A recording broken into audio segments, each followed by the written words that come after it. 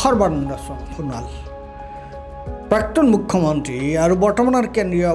মন্ত্ৰী গুৰুত্বপূৰ্ণ পদবীত আছে তেওঁ নিশ্চুপ মানে কি হৈছে ঘটনাটো গৰু যেতিয়া গাঁতত পৰে তাৰ নেজত ধৰিব যাব নালাগে কাৰণ নেজত ধৰিলে গৰুটো গাঁতত পৰিলেই যে নেজত ধৰিব তেওঁ গৈ পেলাই গাঁতত পৰিব ভাৰতীয় জনতা পাৰ্টিৰ মাজত মুখ্যমন্ত্ৰী হিমন্ত বিশ্ব শৰ্মা কি অকলশৰীয়া হৈ পৰিছে নেকি তেওঁ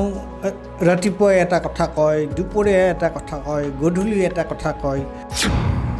মুখ্যমন্ত্ৰী হিচাপে যদি মই পদত্যাগ কৰোঁ তেতিয়াহ'লে 50% আন্দোলন বন্ধ হৈ যাব আৰু গৌৰৱ গগৈক যদি মুখ্যমন্ত্ৰী পাতি দিয়া হয় তেতিয়াহ'লে আৰু যি 50% আছিলে সেই 50% নোহোৱা হৈ যাব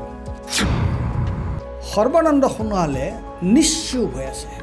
সম্পূৰ্ণ নীৰৱতা অৱলম্বন কৰিছে হিমন্ত বিশ্ব শৰ্মাক বিজেপিয়ে অকলশৰীয়া কৰি তুলিছে নেকি তেনে এইটো প্ৰশ্নটো এটা গুৰুত্বপূৰ্ণ প্ৰশ্ন আমি যোৱা সময়ছোৱাত কি দেখিছোঁ যে এনেও আমাৰ মুখ্যমন্ত্ৰী মহোদয়ে বহু বলকি খুব বেছি কথা কৈ থাকে কিন্তু যোৱা সময়ছোৱাত আমি এটা গুৰুত্বপূৰ্ণ কথা এটা তেওঁ যোৱা সময়ছোৱাত তেওঁ কোৱা কথা বতৰাত এটা বেলেগ ধৰণৰ মানে আমি অস্থিৰতা দেখিবলৈ পাইছোঁ আৰু তেওঁ ৰাতিপুৱা এটা কথা কয় দুপৰীয়া এটা কথা কয় গধূলি এটা কথা কয় আৰু তেওঁৰ যেন কথা বতৰা আৰু সেইদিনা মাজতে ক'লে যে মই মুখ্যমন্ত্ৰী হিচাপে যদি মই পদত্যাগ কৰোঁ তেতিয়াহ'লে 50% আন্দোলন বন্ধ হৈ যাব আৰু গৌৰৱ গগৈক যদি মুখ্যমন্ত্ৰী পাতি দিয়া হয় তেতিয়াহ'লে আৰু যি 50% আছিলে সেই 50% নোহোৱা হৈ যাব কিন্তু এটা কথা আমি লক্ষ্য কৰিছোঁ যে হিমন্ত বিশ্ব শৰ্মাই দিন ৰাত যেনেকৈ যি ধৰণে কথা কৈ আছে এই জুবিনৰ মৃত্যুৰ পিছত তেওঁৰ লগত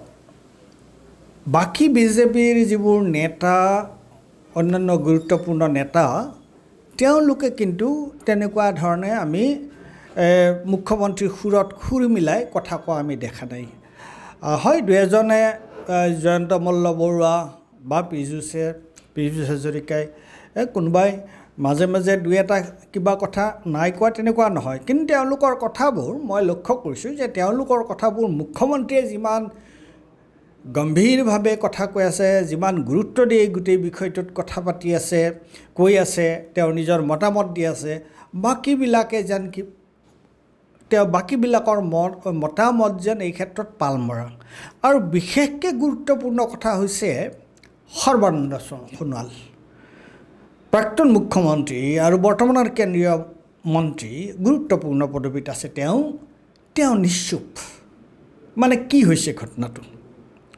বহুতৰ মনত প্ৰশ্ন উদয় হৈছে সেইদিনা মোক কোনোবা এজনে ক'লে যে সেইটো এটা অসমীয়া প্ৰবচন এই অসমীয়া প্ৰবচনটো কি বোলে গৰু যেতিয়া গাঁতত পৰে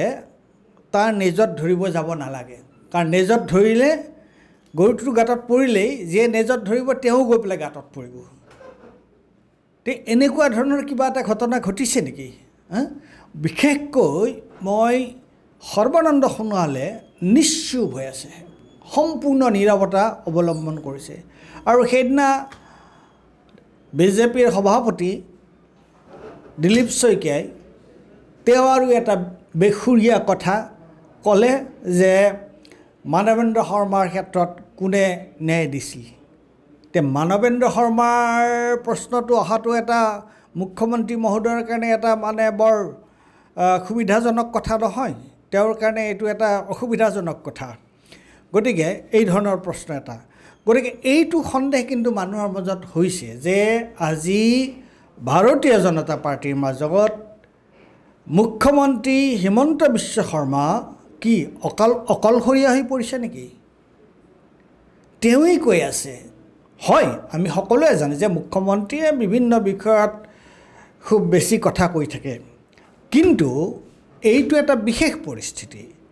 কিয়নো বৰ্তমানৰ যিটো পৰিস্থিতি সেই পৰিস্থিতিত এই চৰকাৰখনক মুখ্যমন্ত্ৰীক প্ৰায় আটাইবোৰেই তেওঁক আক্ৰমণৰ লক্ষ্য কৰি লৈছে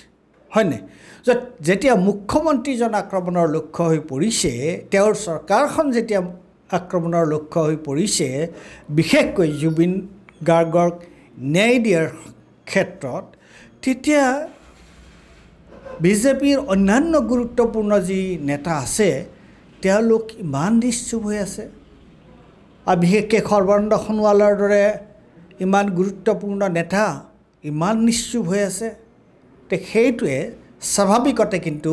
মানুহৰ মনৰ এটা সন্দেহৰ সৃষ্টি কৰিছে যে বিজেপিৰ ভিতৰচৰাত সকলো ঠিক ঠাক নাই নেকি বা মুখ্যমন্ত্ৰী মহোদয়ৰ তেওঁৰ যিটো বৰ্তমানৰ যিটো স্থিতি বা তেওঁৰ অৱস্থানটো কি সেই সন্দৰ্ভতো কিবা প্ৰশ্ন উঠাৰ